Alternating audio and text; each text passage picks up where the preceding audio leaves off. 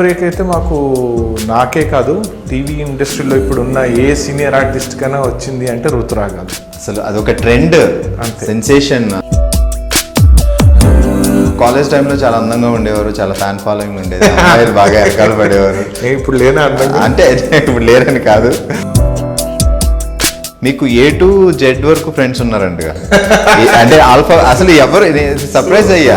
365 days నేను ఇంటికి వెళ్లకుండా ఉంటే తిన్న ఇంట్లో భోజనం చేయకుండా తినేయచ్చు. Super sir. ఆ రోజు ఎంకరేజ్ చేసిన వాళ్ళు మర్చిపోయి ఉంటారు. Is none other than Rajeev Kanakala. నా దగ్గరికి వచ్చి, సార్ మీరు డెఫినెట్లీ మీరు దీనికి బెస్ట్ యాక్టర్ అవార్డు తీసుకుంటారు సార్. ఈరోజే తిను ఫస్ట్ డే షూటింగ్కి వెళ్తుందా లైఫ్లో అని అనుకోవాలి మీరు. ఈ రోజుకి కూడా ఫస్ట్ డే స్కూల్కి వెళ్ళడానికి ఎలా ప్రిపేర్ అవుతారో అలా ప్రిపేర్ అవుతుంది. Hats off to her. పడిపోయే ఈ చెక్క గురించి ఇన్ని హంగులు చేస్తాం, శాశ్వతంగా ఉండే ఆయన గురించి మాత్రం ఏమి ఉండదు.